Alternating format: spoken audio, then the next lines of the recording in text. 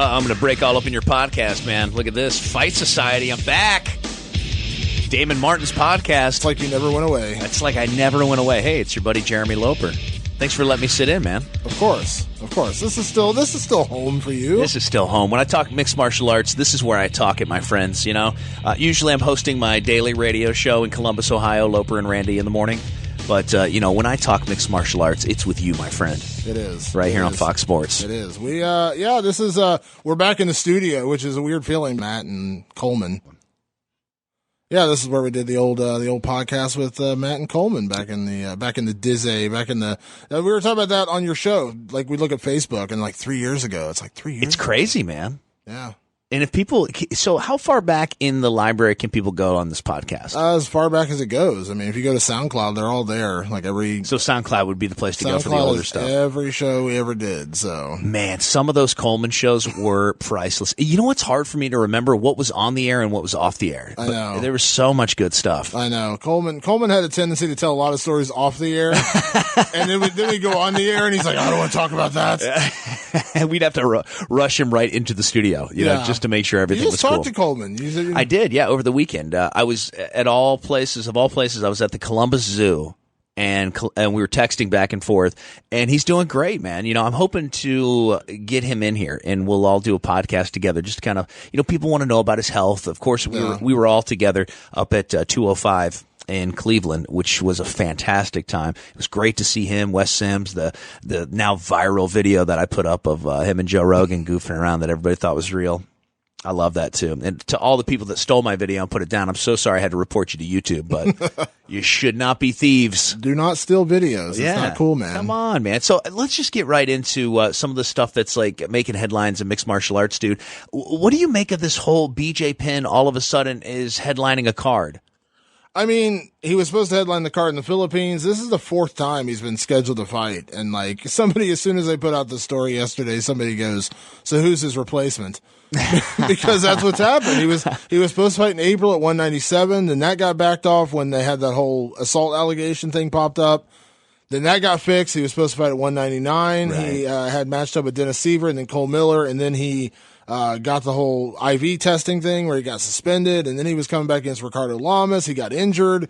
Now in January, he's supposed to fight Yair Rodriguez. They're not doing BJ any favor with the level of opponents. No, and this is in Phoenix against another Jackson fighter. Yeah. I mean, what do you make of that? Do you think BJ's done at Jackson? No, Yair's not. I don't think Yair's training full time there. He's training in Chicago a lot right now. So he's Duke Rufus? No. It's a different gym altogether in Chicago. I don't think he's training full time at Jackson's anymore. He did train at Jackson's. Yair Rodriguez did. Maybe he's training up there with Carlson Gracie Jr. Yeah, I don't know. It'll be interesting to see how that unfolds. But they're definitely not. They're not.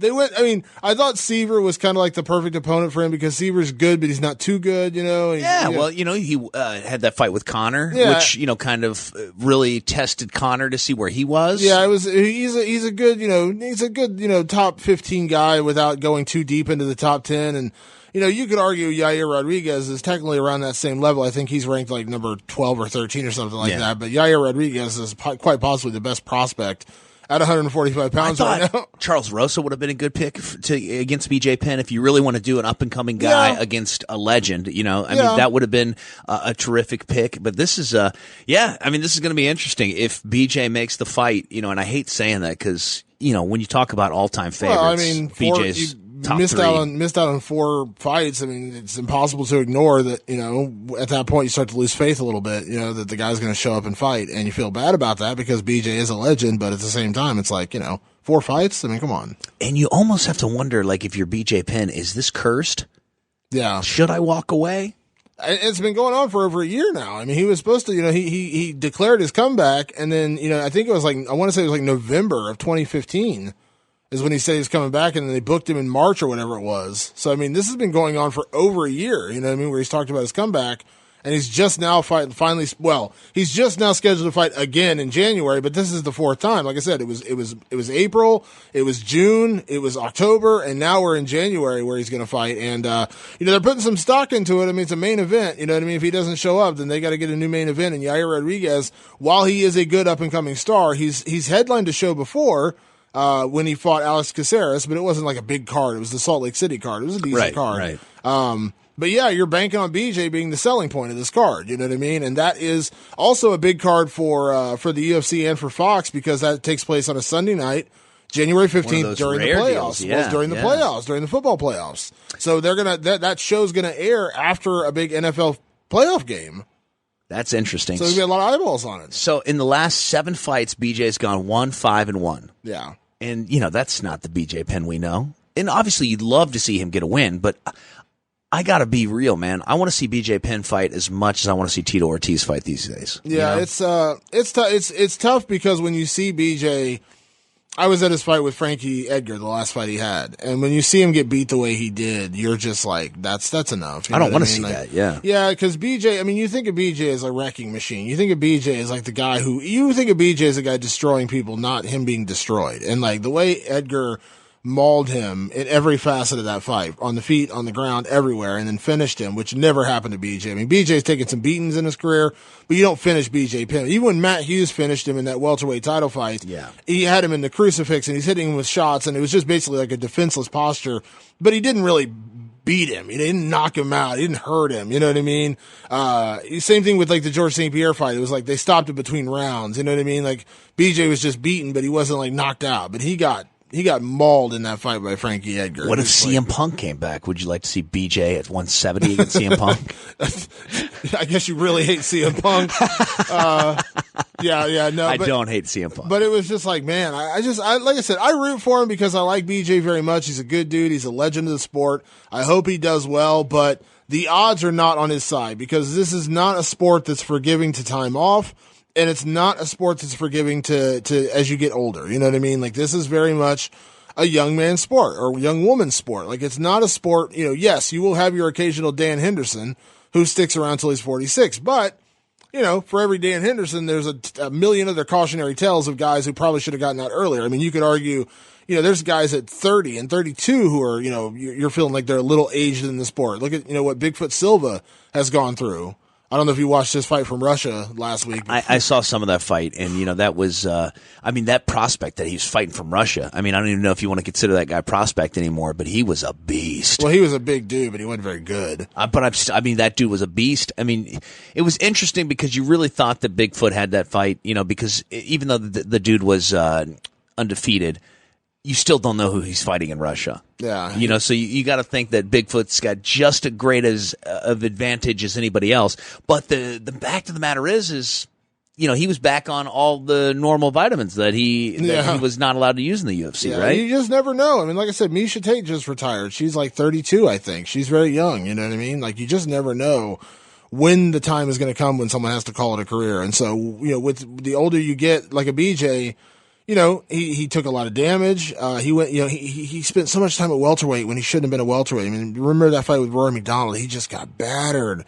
Same thing with Nick Diaz. Like, you just don't want to see him go through that. No, you don't. And now he's down at featherweight, which is, I guess, more what you would call a natural weight for him. But it's like, are we really going to see the best of BJ Penn? And listen, I hope he does, because at his best, BJ is one of the most talented guys that's ever competed in this sport. But yeah, you just kind of feel like those days are gone. They might be gone forever. I mean, but maybe not. Who knows? Who knows? That's kind of like the tell all sign. Conor McGregor, everybody wants to know, is he going to come back 6 months? Is it going to be a year? He says he's taking off till May. What do you hear from your inside sources, I think it's going to be after May. I predict it's going to be in July is probably the most likely time when he returns. Is what I think. I think it's going to be in July. For the big international fight week card, because he's having his kid, his girlfriend's having their kid in May.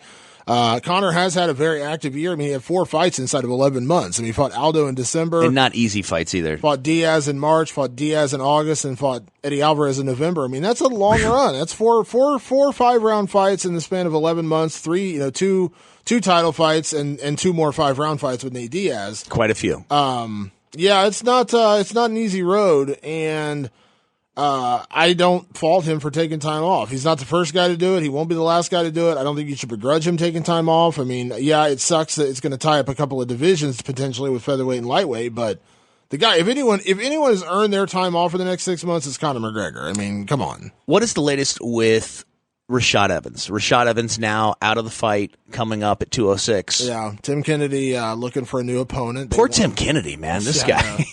Yeah, I'm actually interviewing him later today. I feel bad for the guy.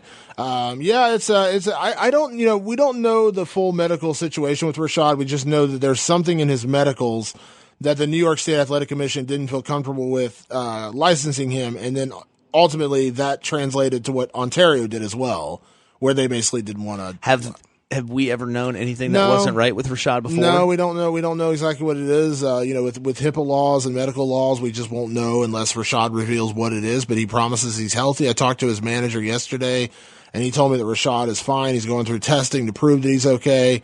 The way it was explained to me by his manager was basically the New York State Athletic Commission was new. And so they were being extra cautious, which is what they're supposed to do. And so they were a little worried about something they saw on an MRI, and they didn't want to license him. Now, Ontario, whether they did their own internal investigation or they just went by New York's rules and said, we don't want to take a chance either, I don't know. But it kind of seems like they saw what New York did and basically said, we're not gonna license him either. So, I know Rashad is going through testing and things to prove that he's okay. I know he's been working with the UFC to prove that. And, he put out a tweet yesterday saying, I'm not retired. I'm coming back. And his manager told me they want to fight in January or February once they get this cleared up. But it's an unfortunate string of events for Rashad because this was supposed to be his debut at middleweight, to fight in New York, which was cool because he's from New York. And then that fell apart. And then you come back, 3 weeks later, 4 weeks later in Toronto, that falls apart. Now you're looking at January or February, and Rashad's not getting any younger. He's 38, 37, 38. Same thing we're talking with BJ. You know what I mean? The years are not kind to you in MMA.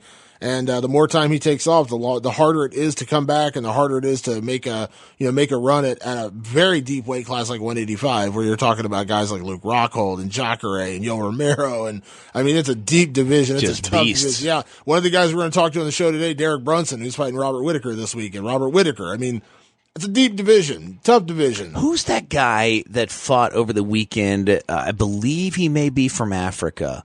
He's at 170, just a complete beast. I don't know. What'd he do? He was wearing green shorts. I'm trying to think who this is now.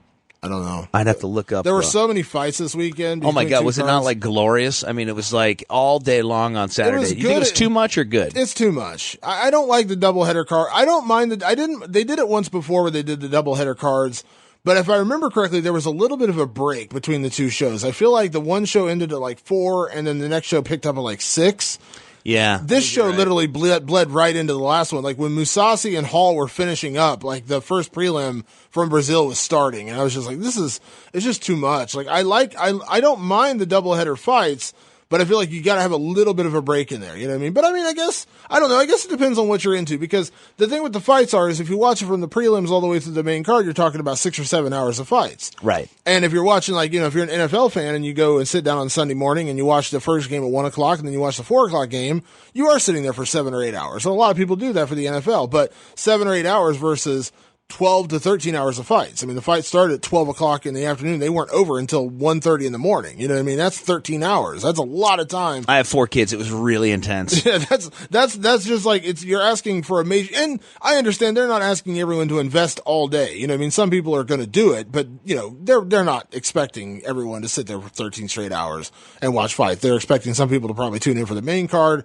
leave, get food, hang out with their families, do whatever they're doing, and come back for the main card of the next card. You know what I mean? That kind of thing. So, the energy at the two different fights, like when Conor came out at the end with his teammate, and he was standing in the ring or in the octagon rather, and the crowd was just going crazy. It was another one of those moments where you're looking at him and you're just going, man, this is such a special time to be a fan of the sport. Yeah, it's it's so weird. Like, the Belfast card is in Northern Ireland. There's a lot of great fights taking place. Gegard and Uriah Hall. You had, Ross Pearson, some other guys in the card.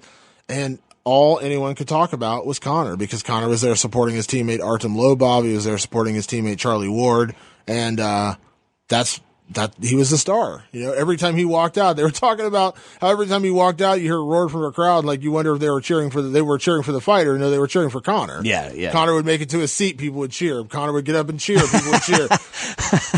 Conor's the star. I mean, he's going to get some popcorn. Everybody make some noise. Yeah, every time he moved, they're like, oh my God, it's Conor. He is literally a national hero.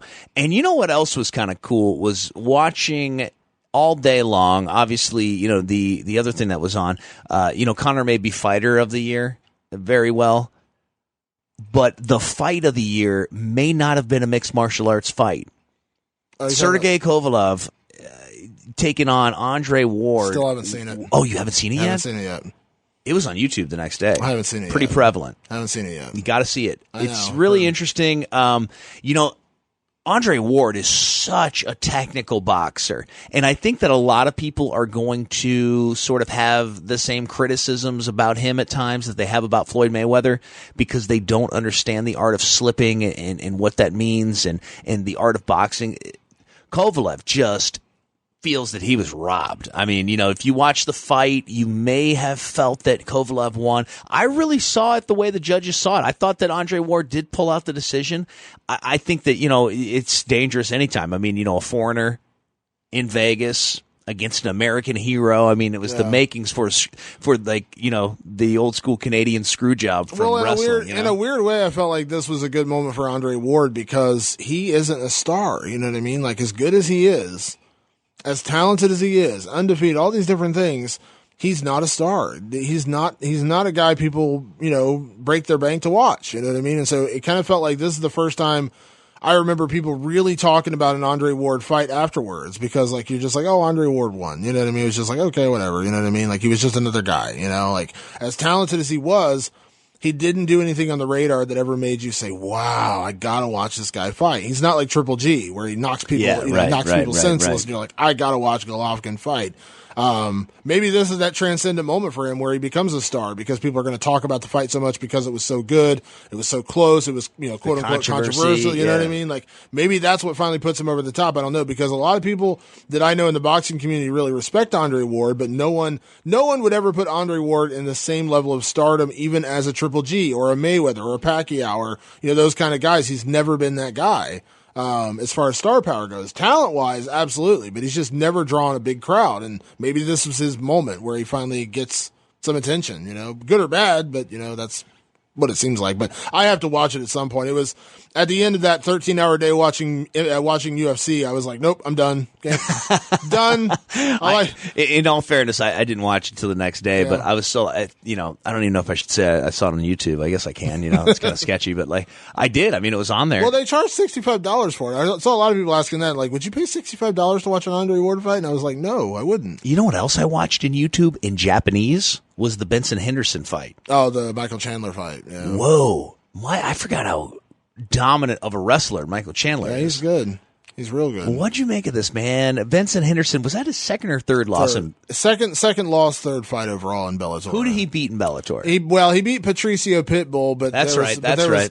Controversy in that because the dude broke his leg or broke his shin or whatever in that fight, and that's what stopped it. It was like it was a weird fight. It wasn't his best. He hasn't had great. I mean, he looks smaller too. He had a good showing against Michael Chandler, but ultimately, that split decision was a joke. It wasn't a split decision. I had it 49-46 for Chandler, and I could see maybe 48-47, but there was no controversy in who won that fight.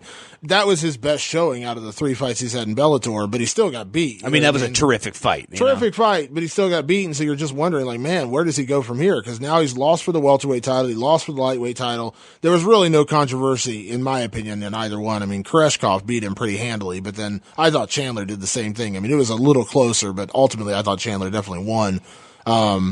And yeah, man, tough. Where does Benson go? Did he fight Thatch right before he left the UFC? Yeah, he fought Brandon Thatch, and then he fought Jorge Masvidal right before he left. And then his contract came up, and they decided. Do you ever see him going back at this point? Not to the UFC, I don't think so. I mean, I don't think he's a commodity for them at this point. I mean, not for probably what he's going to want to get paid. I'm sure Bellator will keep him on the roster, but it's going to be tough for him because he's had 2 title fights. He's lost both of them. You know what I mean? Like, you can't justify putting him in a title fight again right away. He's going to have to work his way back. And then I saw something, And I admit I don't keep up as much on Bellator news, but I saw something where he's talking about doing military service or something and like taking time off from that. I saw that too. Yeah, that's interesting. Like, I don't know. I mean, like I said, good for him. I like Benson. Really, really good guy. Really good guy. Yeah, really good family guy. Really good dude. Very talented fighter. But, you just kind of feel like everyone has their moment, man. And like I said, that's why you have to capitalize when you see a guy like Conor McGregor who is so special. And when you think about it, because I went back when Conor was fighting after I got back from New York, I was digging through videos, and I don't remember how I got on this video, but I was watching his first post-fight press conference after he beat Marcus Brimage. That was in it was in 2013. Wow. 3 years ago. Really? His first fight 3 years ago. That's crazy. In Sweden. 3 years. You kind of feel like you get lost in that because you feel like, man, he's been around forever. Like he's a superstar. You know what I mean? 3 years. That's wild. Crazy. Absolutely 3 years. crazy. And it's just crazy to me. It's like how big he's gotten in that amount of time. And you know what I mean? Like he went from that. And don't forget he also missed a year of his career because he blew out his knee after the Holloway fight. He was out for a year. That's right. And he came back from that. And it's like, think about that. So we're talking about Conor McGregor's basically been a superstar for about 3.5 years now because that was early in 2013. So you're talking about that fight to now and missing a year of his career due to a blown out knee. And Conor is the level he's at in about 2.5 years' time, when you really think about it, because he was out for that year. It's pretty crazy. One of the guys that has shot to stardom is Stephen Wonderboy Thompson, and you sat down with him and had a great interview, and I want everybody to check that out right now. What's up, my friend? How is everything? Oh, man, doing great, man. How about yourself? I'm wonderful, man. I appreciate you taking time to chat with me as always. No worries, man. Anytime with you, man. Anytime. So how is everything back in South Carolina, man? I saw that video of your homecoming, man. It got me a little dusty-eyed. I'm not gonna lie to you. Oh, man, I had no idea that was going on. We got back. We landed at 10 o'clock. Of course, I'm running back with my dad. He's gonna drop me off at my car, and I was just gonna go home and go to sleep, man. Get in the shower and just chill out and rest and sleep for days. And next thing I know, man, a police officer jumps in front of us and turns his lights on. I'm like, what the heck is going on, man? And next thing you know, they're pulling up to our little small town, Simpsonville. We had a crowd of people there, fans and family and students of ours. And yeah, it got emotional. I had no idea that was going on, even though I didn't, bring home the title. But, I think I won a lot of fans over Saturday night. That had to feel amazing because you are such a hometown guy. I know you've been loyal to your hometown. You teach in your hometown. I mean, that had to feel good to see the support from your hometown community. Oh, yeah, man, definitely, man. For all those guys that came out and stayed out late Sunday night just to see me and get an autograph and a picture and just tell me how much my town loves me, man, it was awesome. Yeah, absolutely. So let's backtrack, Steve, because I talked to you at the post-fight press conference, of course. I was at the fight, man. What an incredible fight. You and Tyron Woodley both deserve a ton of credit, man. That was a battle. That was a war. I don't know. You tell me. I mean, you go into the fight expecting a 5-round war, but then it absolutely delivered in that way. I mean, I don't know. How are your thoughts, now you're sitting a few days away from the fight? How are you feeling about your performance and about that fight? Because, listen, at the end of the day, it ended in a draw, but you can't be too ashamed. It was fight of the night on what was maybe the greatest UFC card of all time. Yeah, man. You know what? Of course, I'm back home banged up, and it was just the whole experience was amazing, man. Being there in UFC in New York City, Madison Square Garden, just the whole vibe was amazing. The experience was unbelievable. But not only that, even though of course, there's always things I can go back and work on and work at, and things that I could have done differently. But, when I go back and look at it, I definitely smile just because it just showed the heart that I had that you don't see a whole lot. Everybody looks at me and, how tough really is Stephen Thompson? He doesn't look tough at all. And there's a lot of people that were probably wondering that. But, after that fight, it definitely proved some people wrong and probably changed a whole lot of people. A lot of people actually messaged me on social media like, dude, after watching you Saturday night, just gave me a whole different look on who you are, my friend. And it just showed everybody the heart and the grit that I had and the perseverance that I have. Yeah. So now, have you had a chance to go back and watch the fight since you've been home? I did one time, man. That was Monday night. I actually went back and watched. And, the first and fourth round was, hands down, it was Tyron's. Those are Tyron's rounds. But second, third, and fifth, I thought I had that hands down. And you know what? there was, like I said, there's always something I can go back and work on. And of course, he got I think the 10-8, I believe, in the fourth round. I'm not really sure how I think that was it, the first or the fourth round. I'm not really sure. One round, one judge gave Tyron the first round 10-8 and not the fourth round, which to me was kind of weird because, I mean, listen, I get it. The fourth round, I mean, he had the guillotine, he had the knockdown. I get that. If you're going to give a 10-8 round, right, I guess the fourth round would be it. I didn't agree with the 10-8 in the first round. That's why it was so bizarre. It was such a weird score. Yeah, man. Yeah, that is. I thought it was just, I wasn't really sure which one it was, but now you said one judge gave it the first. I'm like, what the heck? Yeah, I definitely don't see that. And even in the fourth round, I had like 35 seconds left where I was on top, raining down punches. And, anybody that I face in the octagon, it doesn't matter who it is. They could be stronger than me or better than me technically, but it's not going to be an easy fight. That's with anybody that steps in the octagon with me. I'm not the type of guy or a pushover to make it easy for somebody. I'm going to give it 100% no matter what. Always find a way to push out and try and get that win, man, because that's what I'm focused on. Yeah. Did Tyron do anything in the fight that surprised you? No, I mean, not really. I mean, I figured he would go for more takedowns in the fight. The only takedown he got me on was catching that lazy kick that I threw. So yeah, he didn't shoot in a whole lot. Of course, I was waiting for that to happen anyway to counter him, and I think he might have felt that when he was out there. Kind of like the way I felt him. Felt like he was waiting for me to come in or to try and lure me in so he can hit me with a big right hand, which made me kind of hesitant in the second and third round. I could have thrown a whole lot more techniques, more kicks in those rounds, but I was definitely too hesitant in those rounds. The fifth round, I was just like, screw it, man, let's go. I'm this is the last round. I got to go out there and I got to do something. And I should have did that earlier on. Yeah. Fighters are their own worst critics. No matter what I say or what fans say or anything else, fighters are their own worst critics. So as you did go back and watch the fight, did you see moments where you wish you had done something a little different? I mean, listen, hindsight's 20/20, but at the end of the day, I mean, listen, it ended in a draw. You didn't get a loss. I know that sucks that, you didn't get the belt, but it ended in a draw. But did you see moments where you feel like you could have pulled the trigger in a different way or done something differently to kind of separate yourself from Tyron? Yeah, man, definitely. There were some times there where I could have, either thrown more kicks or circled a certain way off the cage. I could have gotten out sooner, or maybe if I would have got that underhook and I could have gotten up off the bottom.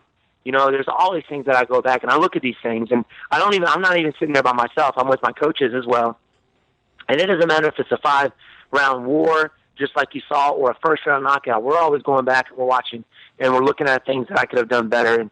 Or not just better, but I should have done when I was out there, and that's what keeps me, I think, evolving and becoming a better fighter. And you know what? After that fight, next time my fans and UFC see me out there, they're going to see a different Stephen Wonderboy Thompson. Yeah, I'm curious, Steve. In the lead up to this fight, you had to play the game a little bit to get this fight. I know you did, and that's not, you're not really a trash talker. That's not your way. You had to play the game a little bit to make sure you got the title shot. You got it, and I know there was a little bit of bad blood maybe leading into the fight with Tyron, but he addressed it after the fight and said, you know what, he got to know you a little bit during fight week and had a lot of respect for you as an opponent. Would you say that you came away with more respect for Tyron after fighting him on Saturday night? Oh, yeah, man, definitely. I think it goes both ways, And you learn a lot about somebody after you fight him, and it's crazy. And some people will call bullcrap on that, but, man, you can tell a lot about somebody, what's in their heart, and after fighting them. And I definitely respect Tyron a whole lot more after I faced him Saturday night. He's a tough opponent, and he's strong and very crafty. So it was definitely, educating. Yeah. So now that being said, afterwards, of course, the fight ends in a draw. I know I asked you the question at the press conference, that moment. You said, hey, it was better than the original decision they read, which is good. But obviously Dana White did say afterwards, the rematch makes sense. Listen, it sucks for Damian Maia. We feel bad for him, but ultimately it was a draw. And plus it was a great fight. It wasn't like it was a boring fight and we're going to have to see it again. Like, I think everyone wants to see it again. Is that kind of how you're feeling? I mean, obviously you have to wait for the UFC to call you and officially, give you the contract for the fight. But is there any question in your mind at this point that your next fight will be Tyron Woodley again?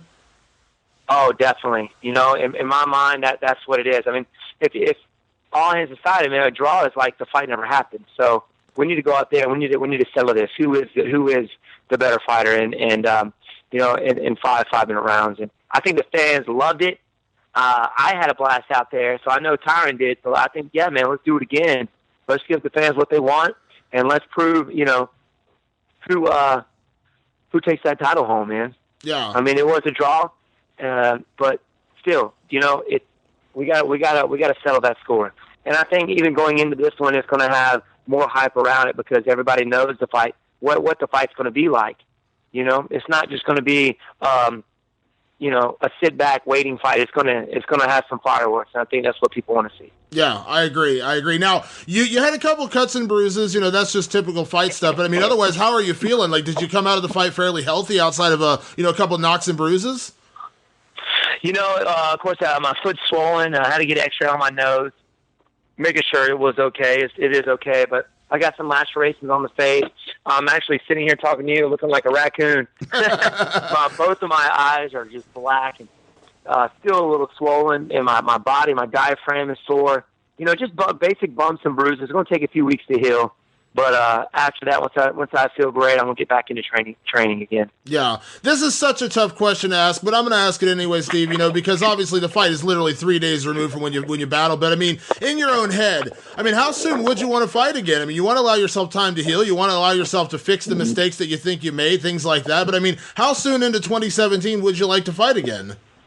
Oh, man, I would like to fight off the bat if I could. Maybe early February if I could. February is what I have in my head. You know, that's kind of where I would like to actually go back out there and defend, fight for that title again. You know, not too soon. January still a little, you know, because it's going to take me another probably 2 weeks to heal up 100% and then get back into training and work on the things like you said I need to work on. So I'm thinking February, man, and that's, you know, right around the corner. And that's I think there's a card in Brooklyn in February. Funny enough, go back to New York. Why not? I think that's February 11th, and that's my birthday, man. So what better birthday present than a fight for the title again on my birthday? I like it. Let me ask you this, Steve. You know, because Saturday night had so much going into it. I mean, you and Tyron kind of stole the show in terms of the fight performance. It was a war, and again, so it's just huge kudos to you and Tyron for putting on that show. But afterwards, Conor McGregor had his performance, and kudos to Conor, man, 2 division champion, first one ever. But I am kind of curious your thoughts on where it sounded like maybe Conor was maybe gunning for that welterweight title. Listen, Tyron's open to it, and I get it because listen, I love Conor. I'm a huge Conor fan, but I think him going to welterweight may not be the best of ideas, and I tend to agree with Tyron Woodley that probably wouldn't go well for him. But what were your thoughts when you were hearing that? You're kind of thinking, no, you're not going to take my shot. I'm getting my title shot. Conor, you're going to have to wait a little while. Yeah, man, that's what it is. He's definitely going to have to wait. Let's settle this score first before he, talks about going up to that 170. And to be honest with you, Conor McGregor, that 170, I think he's just going to be thrown around like a little rag doll. I mean, the weight class is just so much bigger. I mean, I didn't expect Tyron to be as strong as he was.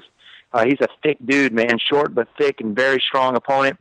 If that ever did happen, man, he's going to have his hands full with Tyron. Let me tell you that. I like Conor very much, but I don't like that matchup for him. Tyron's a powerhouse. I mean, I love Nate Diaz. I think Nate Diaz is a great lightweight, but we saw what happened when he fought Rory McDonald, when he fought Dong Hyun Kim, and I think obviously Tyron beat Dong Hyun Kim. He's, what I mean, so I think that's one of those things where it's kind of like, 2 titles is great, but I don't know if you really need to go up another weight class. I don't know if that's a really healthy idea for Conor. I agree with you, man, 100%.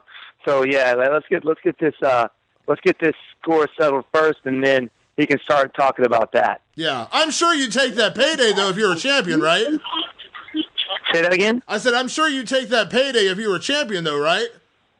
Oh man, are you kidding? Heck yeah, man. I mean, he's, anybody who fights McGregor is going to have a good payday, and it's going to be, he's one of the best guys in the UFC. I mean, he's got 2 belts, Not just that, you're out there to fight the best guys, but it is kind of like a lose-lose situation.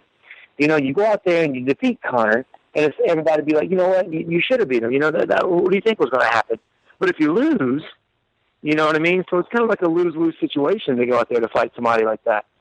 Yeah, I think Tyron said almost the same thing, right? I mean, it's kind of like, he had the same opinion, which I agree with. Listen, you guys are the two best welterweights in the world, and you are legit welterweights.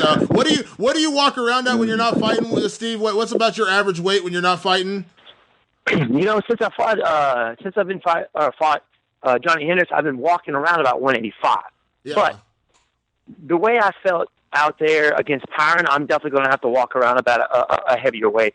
I was walking, I think, too light when I fought him. I was walking about 182.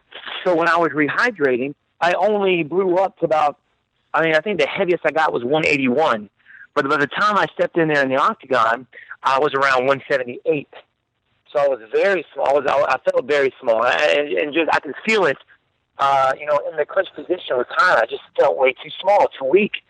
So I'm definitely going to go back and get my weight back up, put on, work on my strength conditioning and get that weight back up, because I'm going to have to do that against a powerhouse like Tyron. Yeah. Well, listen, I know it doesn't make the draw any better. It doesn't win you a championship, but I think you and Tyron both walk away with something to be proud of. That was an amazing fight, an amazing performance. And hey, you know what? The real winners are us as the fans and the journalists, the media, because guess what? We get to see it again. And that's what I'm not complaining about. I love to see that fight again. Boom, man. And you know what? It's going to be exciting no matter what, but I get to face off against the champion twice, man. I mean, what guy, that's just like a, once in a lifetime thing right there. And especially doing it back to back is, man, I'm excited, man. I'm super fired up, for this next fight, dude. And it's going to be fireworks. Anybody who watches it, it's going to be twice. I think it's going to be better than the last one. Yeah, I love it. Well, Steve, it's always a pleasure, always an honor, man. I always love being at your fights. I appreciate you taking the time, man. Obviously, heal up, get better. And like I said, hopefully next time we speak, it's when that fight has been announced, like I said, maybe February in Brooklyn. Just throwing out that idea again. I think that's a good idea. Boom. I'm right there with you, brother. Well, it's always a pleasure, and let's do it again, man. All right, talk to you soon, buddy. All right, brother. All right, bye-bye. Bye-bye.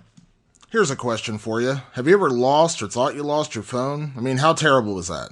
Even if you found it in like 5 minutes. If you're like me, your life is on that phone. Well, guess what? Identity thieves know that too. And when you lost your phone and it winds up in the hands of an identity thief, it can be the beginning of a disaster, financially, emotionally, and even physically, that could take years to unwind. That's why you should protect yourself with Identity Guard. With Identity Guard, you get protection from the company that's been in this business for over 20 years. One that's helped protect more than 47 million people.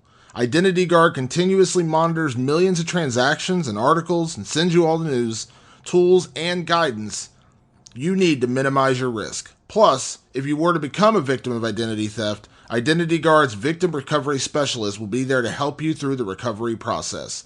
Identity Guard even offers identity theft insurance with coverage up to $1 million. So get the identity theft protection service that's right for you.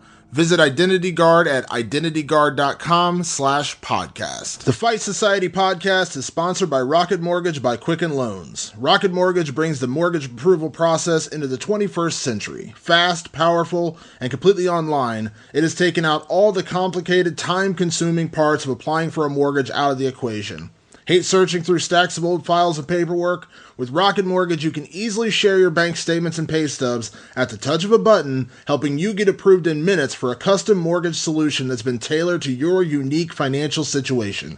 Even better, with Rocket Mortgage, you can do all of this on your phone or tablet. It's quick, online process that you can manage from the convenience of your couch. If you're looking to refinance your mortgage or buy a home, check out Rocket Mortgage today at quickenloans.com/MMA. Equal housing lender, licensed in all 50 states, NMLSconsumeraccess.org, number 3030. Great conversation with Stephen Wonderboy Thompson. It's going to be really interesting to see how that dude goes forward, because, I mean, that performance against Woodley was nothing short of one of the most exciting fights ever in the UFC. It was amazing, and I know Dana said right afterwards they're going to do the rematch, and I think they both deserve it. I mean, it was a great fight. I mean, if you score the fight, the night of the fight, I scored it 48-47 Wonderboy, but then I went back and watched it again. I was like, I think a 47-47. A draw is kind of the way I really saw it. You know what I mean? Once I had a chance to like actually sit down and watch the fight, it's so hard when you're sitting cage side. And I'm also writing at the same time. Like I'm actually writing my story. So it's kind of tough a little bit to score a fight.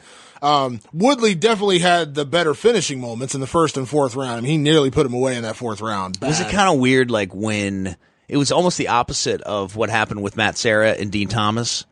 Yeah. You know, like when they came up to Woodley and they were, going to tell him, there was some controversy with the announcement and he thought he was getting his belt taken away, kind of like, Matt Serra lost that fight, after they had announced it already. And, it was just weird, and of course, Dean Thomas, longtime member of Woodley's crew, in his corner every time. Yeah. It was a weird situation and you feel bad for both guys, but I think like there is unfinished business. I mean, I'm sure Woodley wants to make his first title defense and he wants to have a win. He doesn't want to have a draw on his record. Wonderboy, feels like he should have deserved it. And so he wants to get the win. So they want to run it back. And, but there's other matchups out there. I mean, obviously Damian Maia wants his shot. They're talking about this Conor madness, which is one of the things Wonderboy touched on in his interview where he said, it's not a good idea for Conor to come to 170. And I agree with him. I like Conor very much. I think Conor is the biggest superstar we've ever had in the sport. And he may be the biggest superstar we ever have in the sport. But he has no business fighting a welterweight. I mean, Tyron Woodley would be so much bigger and so much stronger and hit so much harder than anything Conor's faced before in the UFC. And listen, I've stopped doubting Conor because, what the guy's done is ridiculous. I mean, to win 2 titles, all the things he's done. But his size is so interesting, I think, if Conor, because here's the thing, and I think most people know this, but just to kind of make this clear, if Conor had beaten Nate Diaz in March, he was going to fight Robbie Lawler for the welterweight title at 200. At 200, that's what everybody kept saying. And you remember that interview with Lawler before the Woodley fight when he said that wouldn't have gone well for him because I wouldn't have taken his neck. And he goes, what would you have taken? He goes, his soul. Now, I believe Robbie Lawler would do just horribly like graphic bad things to Conor McGregor because Conor's not a welterweight. He's 5'9". He's 150. He's a legit lightweight, and that's not an insult to Conor because I think if Eddie Alvarez went up to 170 and fought Robbie Lawler, it would not be good. Robbie Lawler got knocked out by Tyron Woodley in the first round. Tyron Woodley is a bad man with bad intentions, incredible wrestling, which would not go well for Conor, and he's got insane one-punch knockout power with that right hand. You do not want to play around with that. No, you don't want to play around. And that's not an insult to Conor. I wouldn't want to see Tyron go up to fight. Jacare or Yoel Romero at 185. It wouldn't be competitive. That's not an insult to Tyron Woodley. That's just saying, dude, you're not a middleweight. You're not a light heavyweight. That'd be, again, it's like asking Michael Bisping to go. Yes, he was a light heavyweight one time in his career, but now would you want to see him against John Jones? Do you think he'd really have a legit shot against John Jones? They're weight classes for a reason. Now, Conor's done an amazing thing that's why what Conor did was so amazing because he went from featherweight to lightweight and won both titles. That's an amazing accomplishment. We should celebrate that. Absolutely, we should celebrate that. But come on, that's another 15 pounds. He fought Nate Diaz at welterweight. Nate Diaz is not a welterweight. They can sit here and tell me all day that he bulked up and he was walking around 190 or whatever it was. He's not a welterweight. He is a lightweight. Remember what happened when Nate Diaz fought a welterweight. He got ragdolled by Dong Hyun Kim. He got ragdolled by Rory McDonald. That's not a weight class you want to mess around with if you're a legit lightweight, and that's not an insult to him. I think Khabib Nurmagomedov is the number 1 contender in the world at 155 pounds, and he is the worst possible matchup for Conor McGregor. But I don't really I wouldn't want to give Khabib the same chances if he fought Tyron Woodley at welterweight.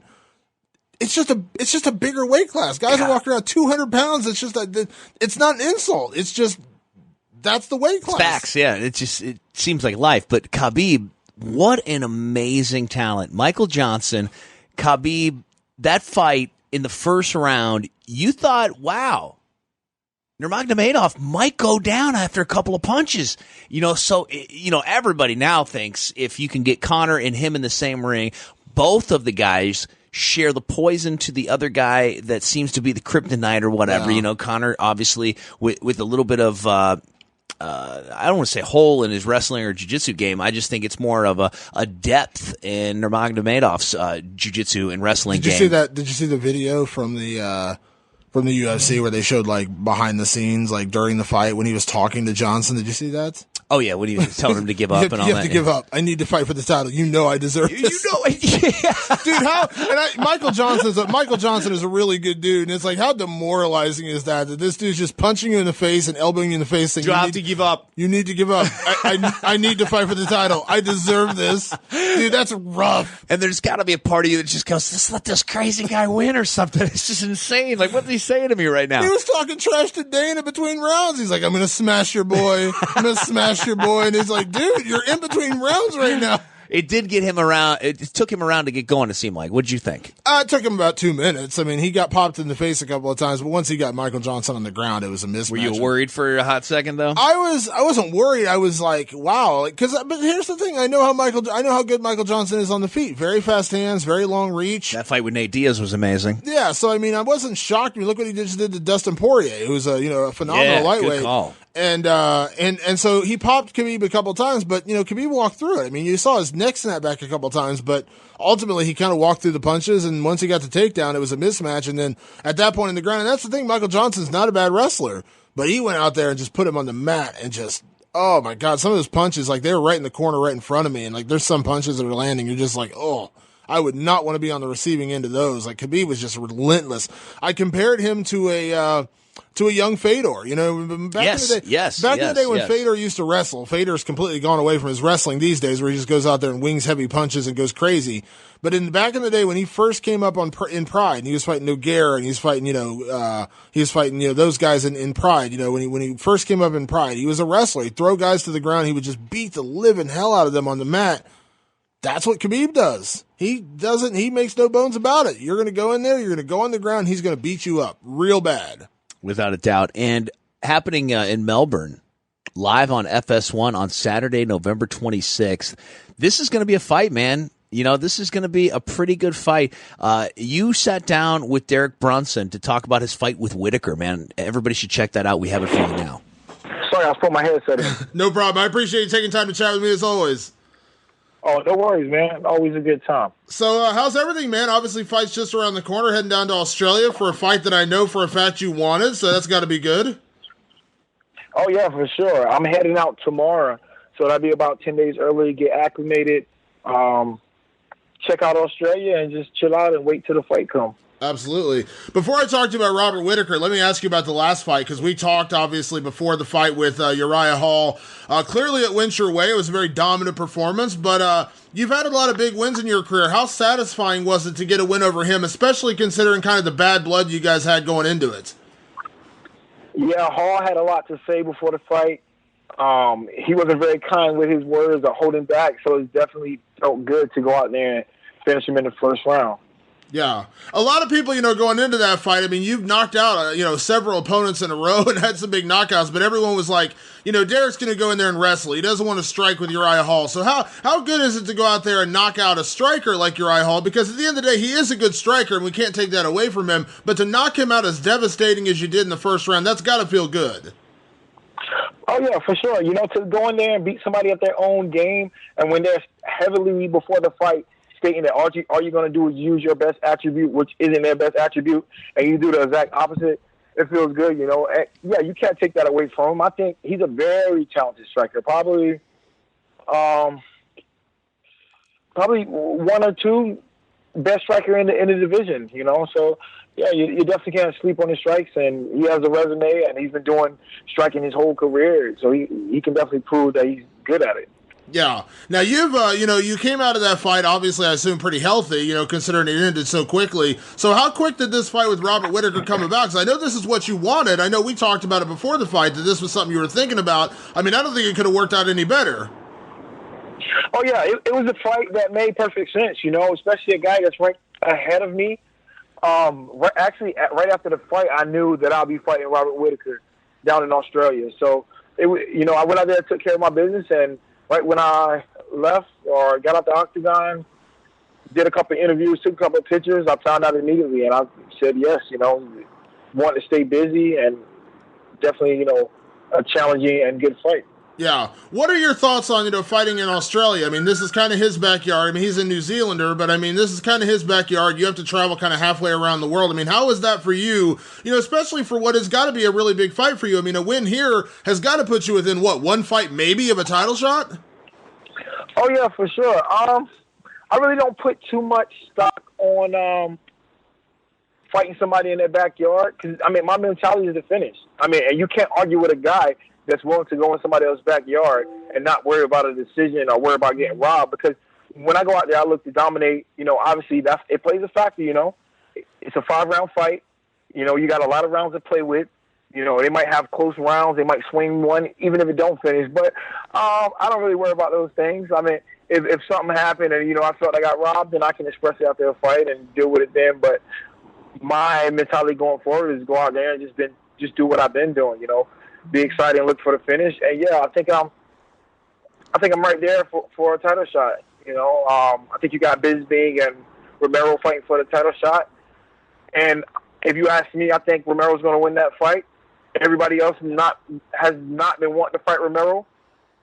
I fought Romero. I was dominating him. He got lucky. He then, failed a drug test. So I believe in my mind that if he wasn't on PEDs, he wouldn't have been so explosive, getting out of everything that I put him in. I'm mounting him. He's just pushing up. So, I'm that guy to get that fight, So I have to first go ahead and take care of my business, but I'm very adamant of the fact of the rematch. So yeah, I'm curious, Derek. We've talked about Yoel Romero before, and your feeling on performance-enhancing drugs. I know you are a staunch supporter of more drug testing in this sport, but before that fight with Weidman, Romero, had taken a lot of flack from Weidman and Bisping, saying that maybe even if he won, he shouldn't get the title shot just because he's one fight removed, from that failed test. How did you feel about that, considering you did fight him, and I know you expressed concerns, about that after the fight, considering he did fail a drug test? I mean, are you okay with him getting a title shot in a weird way? You're rooting for him so you can get the rematch? I mean, how do you feel about that? Yeah, there you go. I'm rooting for him. I'm rooting for him to win the fight. But yeah, I mean, okay, yeah, he just failed a drug test. Should he get a title shot right at, after failing a drug test, he win one. He won what? He's on a 7-fight, 8-fight win streak, whatever it is. But then you have Jacare. He just lost the fight, won one fight. Should he get a title shot off one win? I'm thinking you got to at least win at least 2 in a row and be in contention. Be top 5-ish, win 2 in a row. But if you have this guy on a crazy streak and the division everybody has been beaten by this guy in the division, hey, it's a no-brainer. That fight that really mattered, where he failed a drug test around the time that I was fighting him. So. Yeah. And take nothing away from the victory. I don't want to take that away from him, but at the same time, you were, when people talk about the Yoel Romero-Jacare fight being close, it was very close. Your fight with Yoel Romero wasn't close. Yes, he caught you and beat you in that 3rd round. Kudos to him on that. But up to that point, you were very dominant through those first 2 rounds, especially out wrestling him, which was crazy considering how much everyone talks about his wrestling as a silver medalist. You out wrestled him for those 2 rounds as well. Oh, yeah, for sure. Yeah, that fight was not close at all. I'm thinking it would have been 30-27. It was about 1:30 left. He went on his little rampage. He caught me with a punch. I went for a shot, full guard, which was kind of dumb. And then he caught me with that punch, and I messed up my jaw.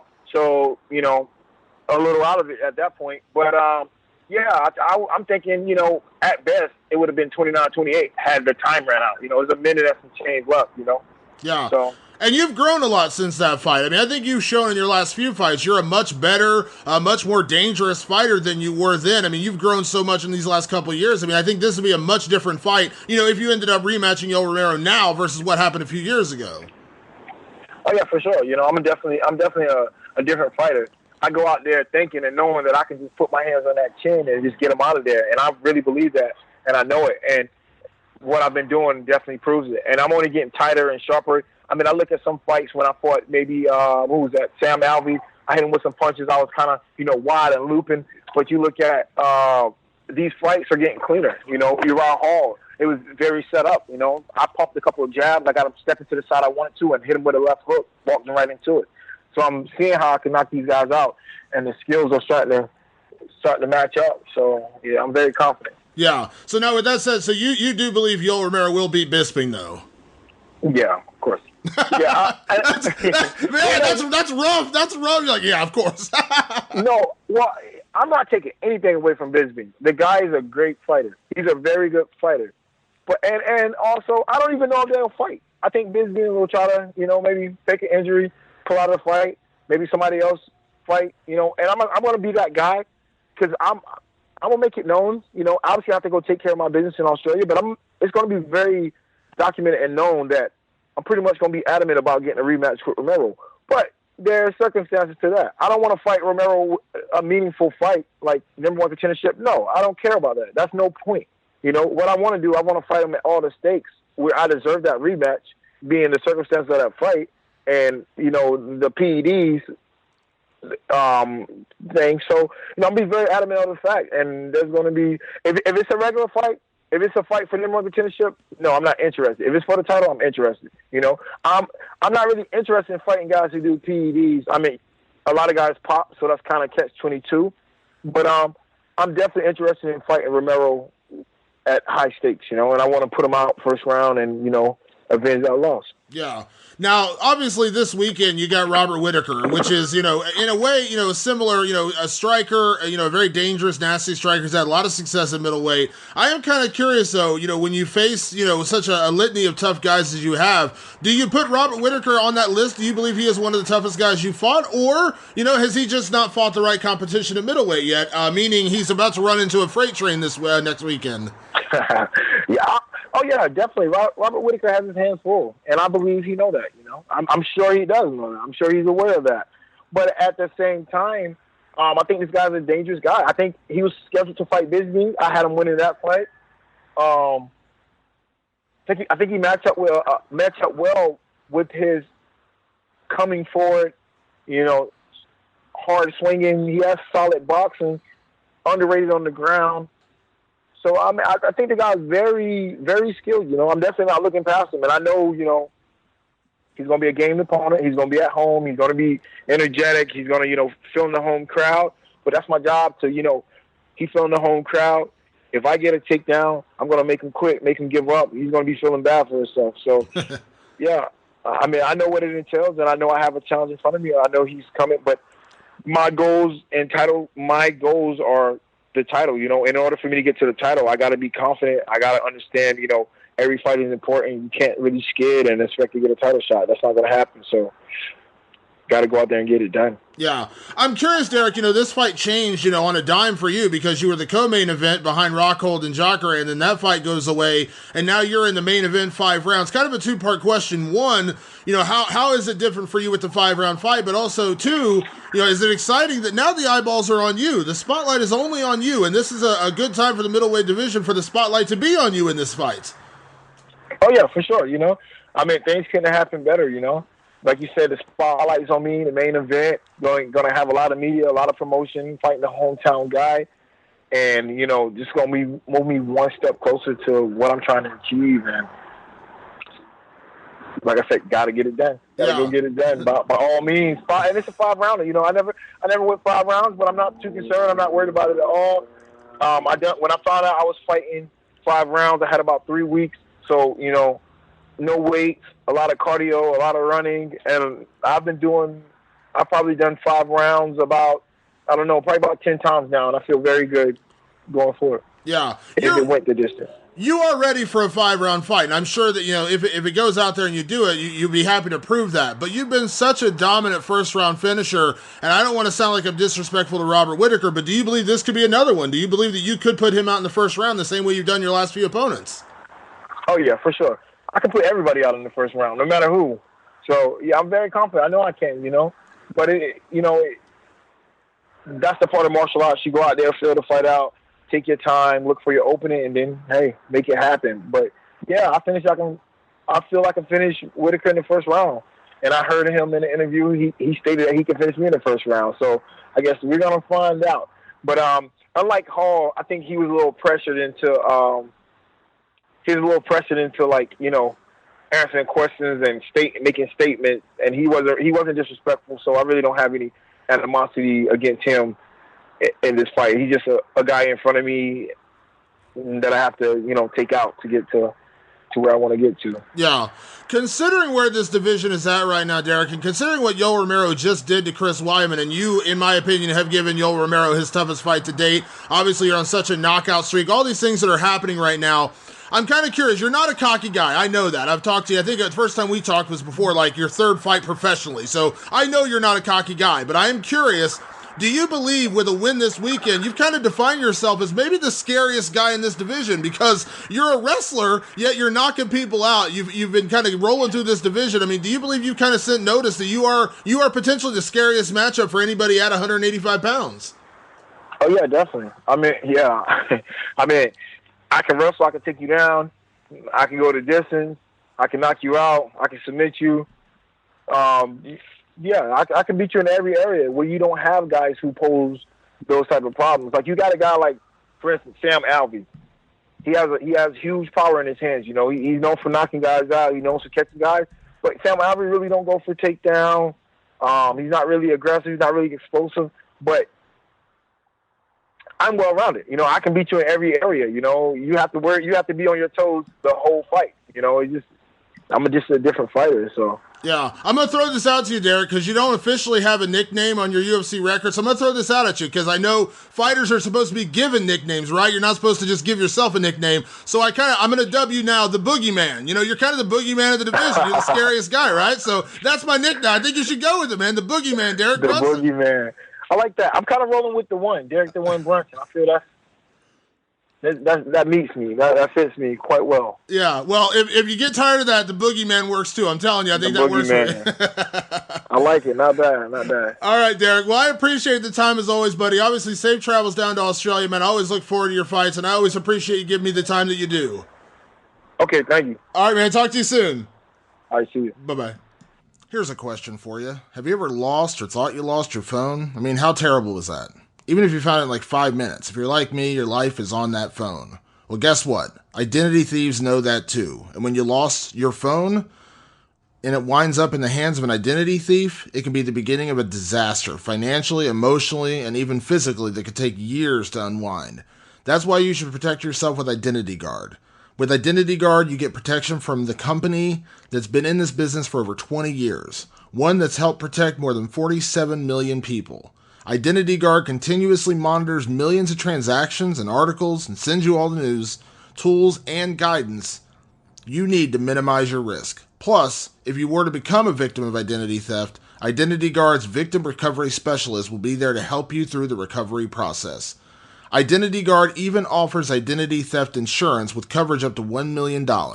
So get the identity theft protection service that's right for you.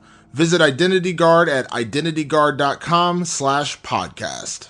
Great interview with Derek Brunson. Everybody wants to talk about Ronda Rousey. Everybody wants to talk about, is the beginning of the year going to be the year of the Ronda? I don't know about all that. Or is 2016 going to be the year that we lost Ronda Rousey? We're going to find out December 30th. I think it's winning she stays, losing she goes. As simple as that. She's training with an Olympic boxer right now, right? Yeah, I can't remember the girl's name, but yeah, she's training with, I mean, you know, she's trained with good people before. This is nothing new necessarily. I don't think Ronda's shortcomings have to do with her training partners as much as her coach. I'm not a big Edmund fan, so. And there hasn't been any conversation about her replacing or anything like that, right? She's never contemplated as far as I know, so. You know, like I said, Ronda, it's so weird. You know, it was like when Conor lost to Diaz, all of a sudden everyone said Conor's been exposed and, you know, he wasn't as good as we thought he was. And now, you know, we see that he's really not that great. And Ronda lost one time to Holly Holm. And yes, it was a lopsided fight. She got beat up in that fight. But, you know, people forget of all the other times she won. You know, she tapped out Kat Zingano in 14 seconds. She tapped out Miesha Tate twice. She laid out Betch Kohea. I mean, she's picked up some big wins and had an incredibly impressive career. And it's kind of crazy to me that one loss suddenly makes her, a terrible fighter. Yesterday's news. Yeah, but I also understand it to a point because, you know, what I worry about with Ronda isn't how talented she is, it's how she comes back from this loss, because the way I've equated it this entire time is Mike Tyson when he lost to Buster Douglas, Columbus, Ohio's own Buster Douglas. For sure. Because, you know, he was winning that fight against Buster, you know, knocked him down, you know, looking like he was going to be the Tyson old, but then when he got knocked out and he got beat, Tyson came back after that, and he won fights. I mean, obviously, but he was never the same guy. Never again. the same, yeah. Because he went to jail shortly after that. Yeah, he was. Tyson was always that guy. You know, he was the bully and he was the aggressor, and he would get in your face and he would knock you out. When someone finally stood up to the bully, it's that same childhood mentality. Punch a bully in the mouth. The bully backs off. And that's kind of what happened to Ronda. You know what I mean? Holly punched her in the mouth and then kicked her in the face and knocked her out. And you wonder, will she ever come back again from that? You know what I mean? Some fighters never do. For every Conor McGregor that loses, and that makes them that much hungrier to come back and, get their revenge and do better and figure out what went wrong and come back and be a better fighter. There's a lot of those Mike Tyson or potentially Ronda Rousey stories where they never come back the same. Never. Michaela Mayer is the girl that Ronda's training with, the Olympic boxer. Yeah, never come back the same. I mean, I don't know. I got questions. I don't know.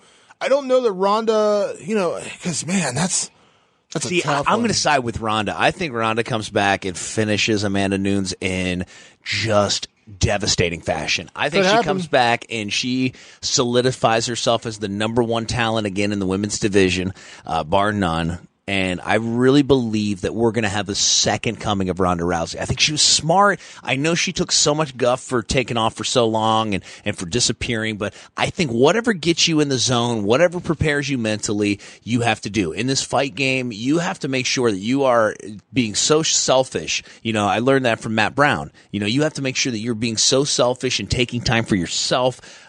Otherwise, no one else is going to make sure that time is there for you. Gegard Mousasi, he's another guy who, he's not one to take these real short fights. He's not going to take a fight on short notice.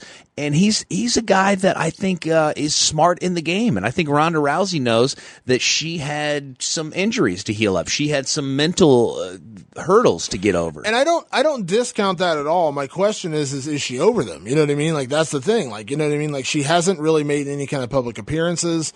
All the reasons that she was taking time off for originally, what we were told, didn't happen. She didn't film any movies. She didn't film Roadhouse. She didn't film Mile 22. What is it to the rumor that her acting was not on par? Yeah, is there anything to that? Oh, there's something to that. That's what happened to Mile 22. She was supposed to be the lead star in Mile 22, that movie that was coming up, and they were worried about her acting, and they ended up hiring Mark Wahlberg to be the lead, and then Ronda was going to be kind of like the second lead. And then that fell apart too. Like, Mark Wahlberg ended up doing like 50 other movies, and that just kind of fell apart, that whole movie. And then the Roadhouse movie never came together either. Like, I think if Ronda had beaten, and people can discount this however they want, but I know a little bit about how Hollywood works.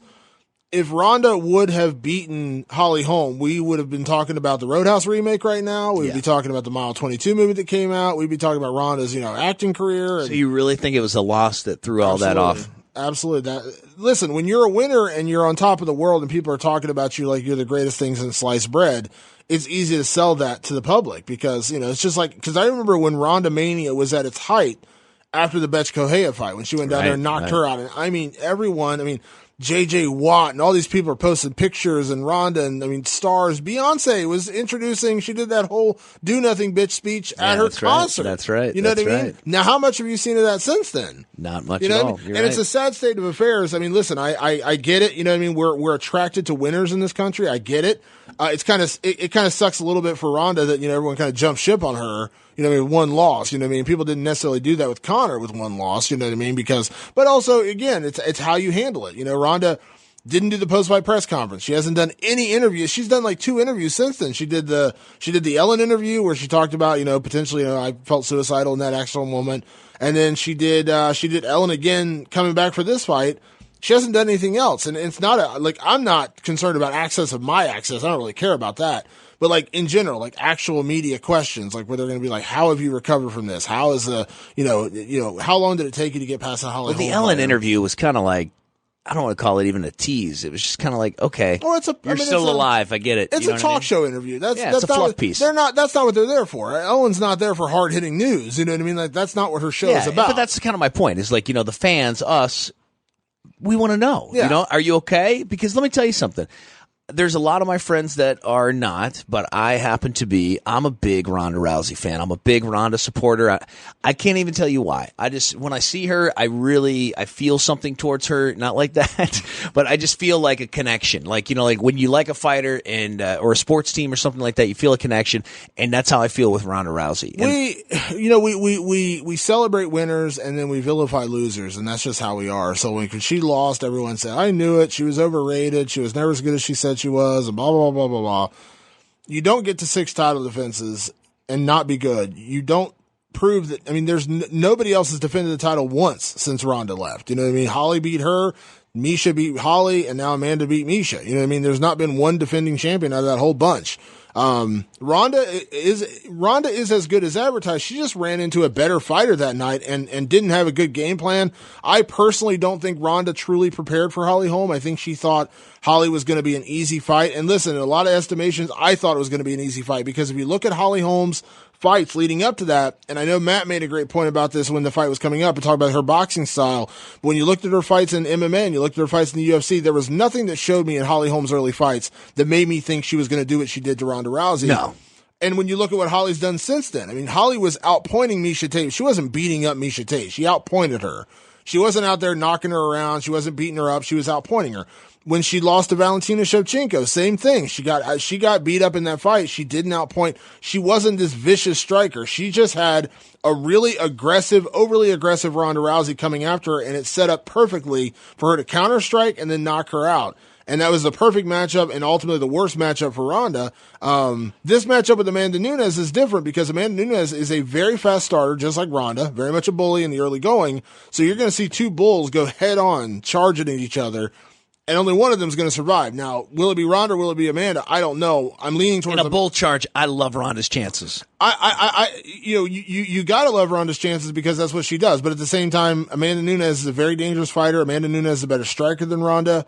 Amanda Nunes has a judo background. She is a black belt in Brazilian Jiu-Jitsu. So you wonder, all these things coming combined, can Ronda do the things she did to other girls to Amanda Nunes? Now, as the fight wears, it's a weird thing because with Ronda, you always think first round finishes. I think as the fight wears on into the second or third round, potentially, it actually may favor Ronda a little bit more if she's got her cardio on point because that's always been an issue for Amanda Nunes. So I don't know, man. This is a tough fight to pick, and I really do believe this fight is going to tell the future of Ronda Rousey. If she wins, I think she sticks around. I think she fights, another number one contender. Maybe she fights a Juliana Pena, and then, at that point, maybe she eventually does that Chris Cyborg fight. I'm not sold that'll ever happen.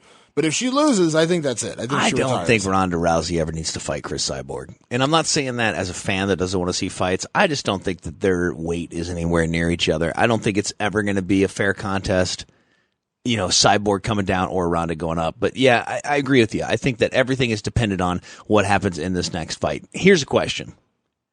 What do you make of Bisping the champion? Do you believe it? Is the hype real? Is Yoel Romero going to take his soul? What happens? I don't know. Yoel Romero is as good as advertised. He's very tough, so I think he's going to be a pretty sizable favorite against Bisping. But don't discount what Bisping brings to the table. I mean, Bisping's an experienced guy. He's a good puncher. He's got solid wrestling, good wrestling defense. What he has to avoid with Yoel are the big explosive movements. You know what I mean? That's what Yoel does so well. That's what he did against Chris Weidman. When he went out there in that second round, he did that trip takedown and threw him to the ground. Came out in that third round, explosive knee, big explosive knee. I mean, that's how he beat Derek Brunson. Derek was dominating that fight. Derek was dominating Yoel Romero through 2 rounds, and Yoel Romero came out in that third round and just kind of went guns blazing. Same thing in the fight with Tim Kennedy. He was down and losing, and he came out explosive in that third round. I'm so sorry, Tim Kennedy. Yeah. I'm so sorry. Oh, no. Did you hear Joe Rogan's impression of him? Yes, it's fantastic. I know you man.